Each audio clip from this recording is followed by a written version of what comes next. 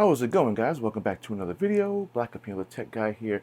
Today I got an overview of my newest action camera. This is the Insta360 Ace Pro. Now I did not get the Ace Pro 2 because I know that's out as well. After looking at the differences between the two, I didn't really see much of a difference in terms of me needing to spend an extra amount of money for the Ace Pro 2 over the Ace Pro. So I've had this for about almost 2 weeks. I did do a quick video just testing out the low light performance of this, as everyone seems to be comparing the low light performance of the Insta360 to the DJI Action 5, which that I have as well. And it is known as Pure Shot, I believe is what, or Pure Video is what Insta360 calls it. And so I did do a quick low light video with this one. If you want to see what that looks like, I'll drop a link down below for that one. I won't go too much into that. So I've had this, like I said, for 2 weeks, and it's a really good camera. What I love about it is the fact that it does have a flip-up screen that you can see yourself in your video.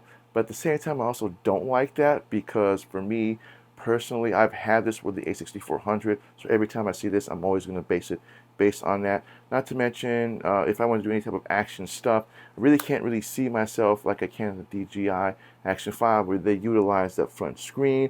I don't know why they didn't do that with this one as well as was with the Ace Pro 2. It would have been nice to do that because this reminds me of the GoPro Hero 8 and below, where you get all that cool information on the back of the screen, but on the front all you get is basically just what shooting mode you're in, the resolution or how many photos you have, and then frame rate, battery life, and all that. But you don't really get a video preview of what it looks like unless you look at it either with the screen flipped up, or if you're looking at it from the back, just make sure that everything is set the way it's supposed to set. I kind of prefer being able to see it in the front. That way I can see if I'm in the shot or if I need to correct anything on the go before I start shooting my video, and then realizing that I have to basically just edit all the coloring and then white balance and all that. And if you've never done that before, that could be quite a big of a headache. So I don't know why they didn't just make this, even if it was just a viewable screen and not touch, that would still be perfectly fine with me, aside from doing it this way. Because if I'm going to do any type of action stuff and I have it like this, excuse me, and I have it like this and I break the screen, unless you have it under warranty and get it replaced, typically it's going to be more of a pain to have to replace it because it'll probably cost you more money to replace the screen versus you just buying another one. But aside from that, it's a pretty solid camera. I kind of like it. Like I said, had it for about 2 weeks. I've been doing a little bit of stuff with it here and there. Nothing really major except for the low light capabilities of this. And I did do a comparison between this versus the GoPro 12 when I had it and my Ace 5, or I'm sorry, my Action 5, in terms of low light, which is going to be the best with that. I do love the fact that you can still use the quick release on this. So it allows me to basically use a quick release, and I can thread this to my tripod or to a handheld tripod and pretty much utilize it whatever I want. I also did order a case for this one because the one that I bought originally sucks. The other one I'm going to get is going to work just like my Insta3, just like my DJI version, only it'll be a different brand. So I do love that. Now you can shoot in 8K in this action camera.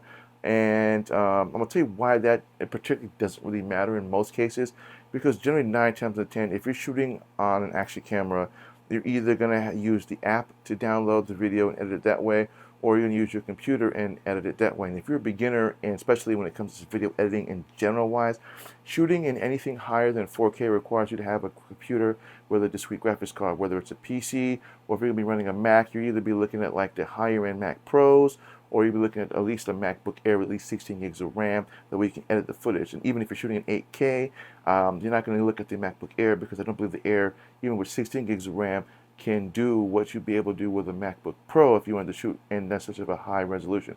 Not to mention the fact that shooting in 8K does drain the battery considerable on an action camera like this. And when the battery is only a 1650 watt amp battery, you're looking at probably getting, if you're lucky, maybe an hour and a half at best. Otherwise, you can buy longer or bigger batteries for this if you ever want to shoot in 8K. Otherwise, generally shooting in 4K at 30, 60 is perfectly fine.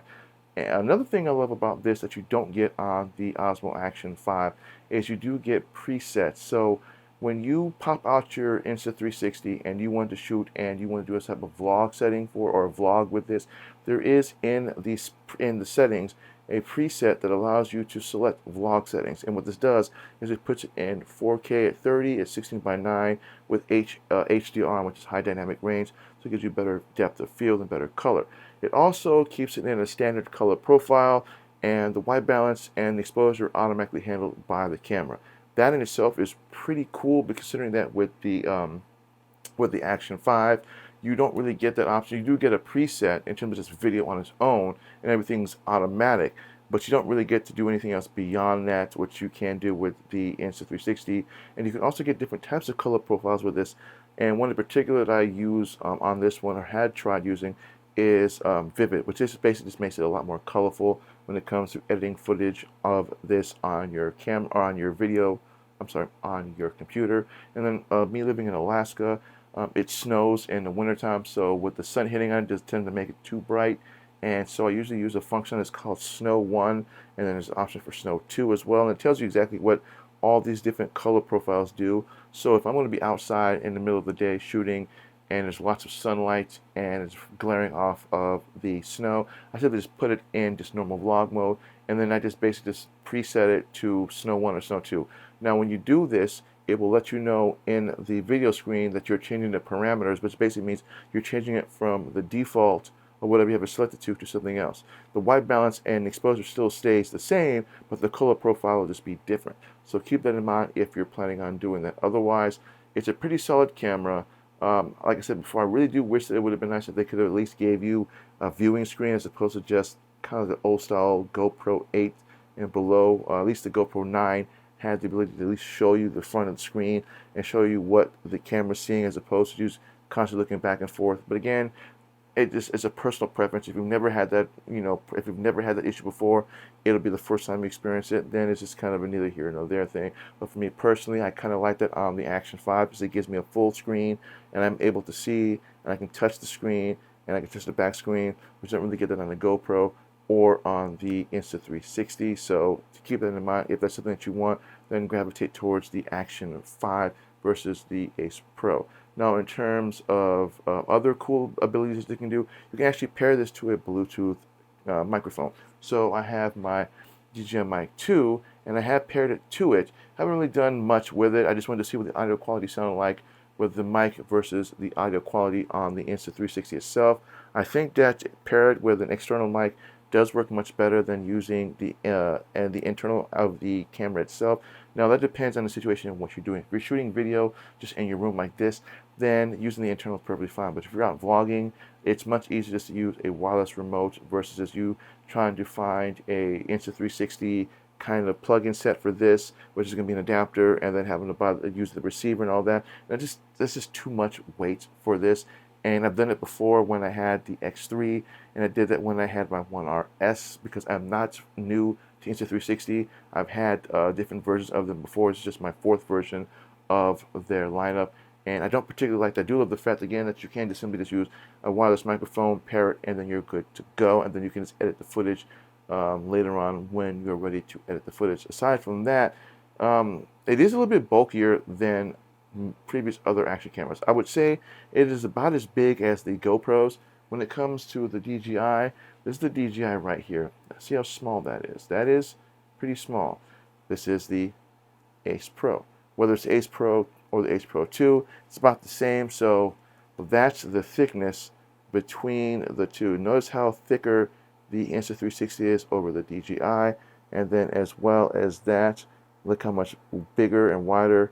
Now when it comes to the quick release mounts, unfortunately you can't use the same quick release for one over the other. So for instance, this is my Ulanzi. This is the one I have for the Insta360. It actually will not work on the Action because the Action has a much wider base, as you can see there, as opposed to the Insta360's base, which is much smaller. Therefore, I can utilize this quick release and simply just poof, just like such. Now again, I can do the same thing with the Action 5, just like with the Insta360. And again, I do have a case that I got coming for the Insta360, so I'll be doing another separate video on some of the best gear that you can use for the Insta360 in terms of just getting it up and going, using this, and you're good to go. Otherwise, if someone were to ask me, should I get the Insta360 Ace Pro over the GoPro, I'm going to tell you yes. For all intended purposes, that the Insta360 is far superior to the GoPro. Now, I haven't had a chance to test it with the my Action 5 in terms of which is getting the better color. And again, as I said before, this shoots in 8K, whereas this one does not. So when I do the color comparison, I'm actually going to be video comparison, should I say. I'm going to be comparing this 4K vlog style versus just this automatic. And it'll be basically the same. It's just that this doesn't have a preset for vlogs, whereas this one does have a preset for vlog settings. And again, I find it pretty cool. And although you don't get it on the DJI, it's about the same thing. So stay tuned for that video. Otherwise, that's all that I got for you guys. I want to thank everybody for watching. If you're new to my channel, my name is Black Appeal, the Tech Guy. Please think about hitting that subscribe button, hitting that bell notification. That way you don't miss content when I drop it. And if this video was helpful, please give me a thumbs up. And again, if you want to see my video on how well this does in low light, I will drop a link down below for that one. As well as if you also want to see how this compares in low light to my DJI and the GoPro. Again, I have a link down below for that one. Otherwise, I want to thank everybody for watching, and I'll see you guys in the next video. Enjoy your week.